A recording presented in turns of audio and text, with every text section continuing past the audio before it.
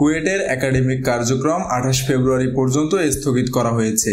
আজ সিন্ডিকেটের একটি জরুরি সভায় এ সিদ্ধান্ত নেওয়া হয়। সভায় গতকাল হামলায় জড়িতদের বহিষ্কার, বহিরাগতের বিরুদ্ধে মামলা, আহতদের চিকিৎসা খরচ সহ শিক্ষার্থীদের নিরাপত্তা দেওয়ার সিদ্ধান্ত নেওয়া হয়েছে। এর আগে উপাচার্যের পদত্যাগ সহ 6 দফা দাবিতে খুলনা প্রকৌশল ও প্রযুক্তি বিশ্ববিদ্যালয়ের প্রশাসনিক ও একাডেমিক ভবনে দুপুর 1:30টার দিকে তালা ঝুলিয়ে দেয় শিক্ষার্থীরা।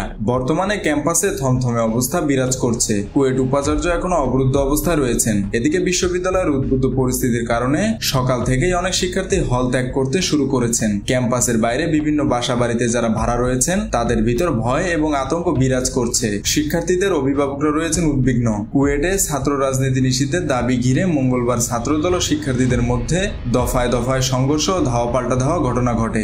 এ সংঘর্ষে আহত হয়েছেন অন্তত অর্ধশত শিক্ষার্থী। তাদের অধিকাংশের শরীরে ধারালো অস্ত্রের আঘাত রয়েছে। আহতদের কুয়েটের মেডিকেল সেন্টার সহ আশপাশে বেসরকারি ক্লিনিকে ভর্তি করা হয়। এই ঘটনায় আটক করা হয়েছে 5 জনকে। মেহেদী হাসান বাপ্পি, খুলনা গেজেট।